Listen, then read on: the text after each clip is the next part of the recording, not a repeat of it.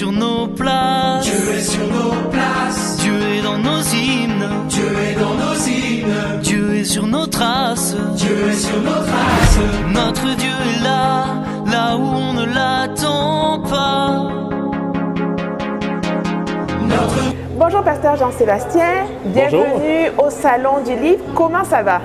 Ça va très bien. Écoute, c'est vraiment une belle gang. C'est le fun de voir une belle énergie aussi. Ah, ben parfait. Ma prochaine question, justement, c'était comment vous trouvez la dynamique et qu'est-ce que vous trouvez de ce salon?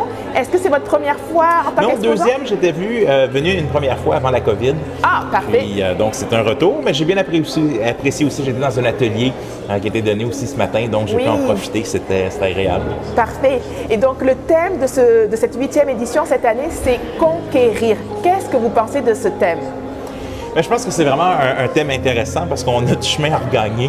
Je pense qu'on perd beaucoup de chemin en tant que chrétien au niveau de la société. Alors, l'idée est de dire, mais comment est-ce qu'on regagne ça? Mais avec une idée, mais comment est-ce qu'on touche le cœur des Québécois dans son ensemble? Oui. Je pense qu'il y a une belle idée de dire, mais c'est notre mission, on a un message extraordinaire, mais comment est-ce qu'on le communique d'une façon qui peut être comprise aujourd'hui? Ça, je pense que c'est un des grands défis là, que l'on a. Parfait. Et on parlait avant de commencer de votre livre « Une fille, un gars, un Dieu ». Donc, un livre qui a l'air très intéressant. En tout cas, quand vous m'en parliez, moi, j'avais des petites palpitations. Juste pour donner un petit aperçu, un petit résumé aux gens, de quoi parle ce livre? Bien, Une fille, un gars, un Dieu, c'est un clin d'œil à Un gars, une fille, donc la série québécoise de Guy Lepage. Je l'ai inversé à cause des droits d'auteur. Oui. Mais mon idée, c'était de dire, même si on traduisait un livre de France ou des États-Unis, on est tellement un autre type de culture au Québec. Je me disais, bien, quand tu es sur la plage de Beverly Hills avec ton groupe de jeunes de 500 jeunes, c'est pas notre réalité, ou peut-être 10 jeunes dans ton groupe de jeunes. Et comment on approche ces relations-là quand on a des parents qui ont peut-être même pas été chrétiens quand ils ont fréquenté eux-mêmes. Fait que les parents eux-mêmes ne savent pas trop comment est-ce qu'on gère dans une société du Tinder, dans une société d'une relation jetable. Fait que pour moi, c'était l'idée de dire, bien, comment on écrit quelque chose qui repose sur des principes bibliques, mais qui est en même temps drôle. Il y a des dessins, des sketchs dedans pour donner le goût juste aux gens de dire, bien, OK, je veux que ma relation plaise à Dieu. Puis c'est pas la question de, tu sais, fais pas ci, fais pas ça. C'est dur d'être un chrétien. Oui. Des fois, on aime les règles. Mais oui. Non, comment est-ce qu'on peut aimer Dieu? Ça veut dire quoi, aimer Dieu puis aimer son prochain dans le contexte des relations? Puis je leur donne, mettons, il y a un chapitre, mettons, il y a 27 questions sur la volonté de Dieu. Quand tu discutes avec quelqu'un de potentiel, c'est quoi le genre de discussion est-ce qu'il faut avoir? Comment est-ce qu'on réfléchit nos limites quand on est en couple? Comment est-ce qu'on devient la bonne personne aussi? Parce que des fois, quelqu'un me disait, « Ah, mais là, je comprends pas pourquoi Dieu me donne pas mon mari. » Fait que je dis, mais peut-être que, tu sais, Dieu est encore en train de travailler dessus. Oui. Je dis, ah oui, c'est bon ça. Je dis, mais peut-être aussi qu'il est encore en train de travailler sur toi. Oui, c'est bon ça. Fait que donc, c'est des outils bien concrets. Je l'écris pour les adolescents, pour les jeunes adultes, mais aussi avec un œil pour les parents, de dire, mais si les parents peuvent le lire aussi, puis avoir des outils pour pouvoir discuter avec leurs jeunes puis les accompagner. Donc, c'est un livre que j'ai écrit avec ce cœur. J'aime beaucoup ça, j'aime beaucoup ce point parce que justement, depuis ce matin, depuis le lancement de cette édition, on parle beaucoup des relations parents-enfants qui peuvent être compliquées un petit peu des fois. Et je pense que ce livre peut encourager des parents, mais ça peut aussi aider des jeunes. Et qu'est-ce que vous pourriez dire à des jeunes parce que c'est un livre basé sur la Bible, un livre chrétien, mais à un jeune qui n'a plus la foi, à un jeune qui ne veut plus prier, qui ne veut plus aller à l'église, qu'est-ce que vous pourriez lui dire pour justement lire ce livre-là? Même, je vous dirais, j'ai peut-être un autre livre, en fait, qui répondrait à cette question-là, qui s'appelle « Intime avec Dieu », qui pose cette question, c'est pourquoi est-ce que les jeunes quittent la foi? Ça, je pense que c'est une des grandes questions. Puis je pense qu'il y a plusieurs raisons différentes. Une d'entre elles, c'est que ça ne répond pas aux questions qu'ils ont souvent dit, vont au cégep, vont à l'université, vont au secondaire, même au primaire. Maintenant, ils reviennent avec des questions. Comment est-ce qu'on sait qu'on croit au vrai Dieu? Mais il y a des ressources. J'aimerais ça dire que si on réfléchit et tu cherches des réponses à des questions, tu vas en trouver.